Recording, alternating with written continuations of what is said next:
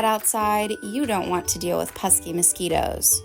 Using a mosquito repellent canister can help to keep those pests away from your deck, patio, or other small gathering area. Check out how to use our portable and reusable Skeet-R-Shield. 1. Activate the canister. About an hour before spending time outdoors, remove the lid of the canister to activate it. 2. Place the canister.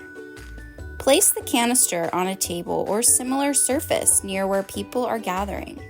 It protects an area of approximately 16 feet by 16 feet. If there's a breeze, place the canister upwind from where you'll be spending time. 3. Shake the canister. About every 3 hours during use, you'll want to put the lid on the canister and shake it, then reopen the lid. 4. Spread the granules. You can also spread the granules over the ground. A canister will cover about 250 square feet. If you need to cover a larger area, you can use additional canisters.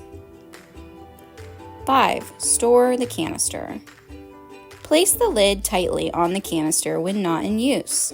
This will help to extend the effective life of the product.